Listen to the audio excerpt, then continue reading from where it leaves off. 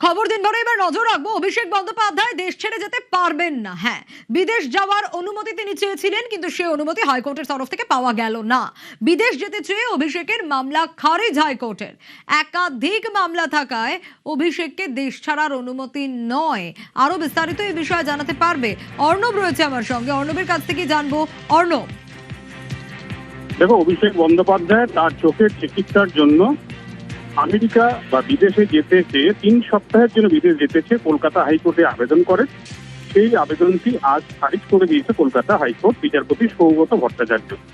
এবং এই আবেদন খারিজ করার আগে বিচারপতি সৌগত ভট্টাচার্য পর্যবেক্ষণ রাখেন এবং নির্দেশনামাও লিখতে শুরু করেন যে অভিষেক বন্দ্যোপাধ্যায় চোখের চিকিৎসার জন্য বিদেশ যাওয়ার প্রয়োজনীয়তা, জরুরি বিষয়টি কতটা রয়েছে তা দেখার একমাত্র অধিকারী বিশেষজ্ঞ চিকিৎসকরা, সেটা কলকাতা হাইকোর্ট নয়।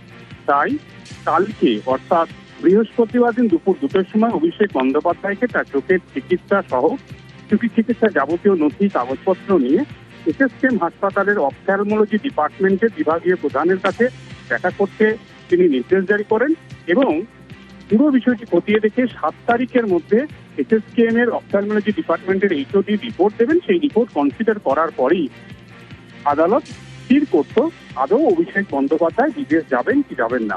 কিন্তু এই অবস্থায় অভিষেক বন্দ্যোপাধ্যায়ের আইনজীবী রেবেকা এন জন, ভার্চুয়ালি যিনি সিনিয়র অ্যাডভোকেট, সুপ্রিম কোর্টে প্র্যাকটিস করেন, তিনি বলেন যে অভিষেক বন্দ্যোপাধ্যায়ের যে ট্রিটমেন্ট, যেটা চোখের চিকিৎসা চলছে আমেরিকাতে, সেই চলা বা বর্তমান বা যে প্রক্রিয়াটি অনগোয়িং, সেই প্রক্রিয়াটি সম্পূর্ণ করার জন্য এই বছরে যাওয়ার প্রয়োজন। কাজেই তারা আমেরিকায় 3 সপ্তাহ চিকিৎসায় যাওয়ার জন্য আদালতে আবেদন করেছে। এসএসকেএম হাসপাতালে যাওয়ার জন্য কোনো আবেদন তার মক্কেল করেননি এবং তার কাছে এই বার্তা রয়েছে মক্কেলের তরফে।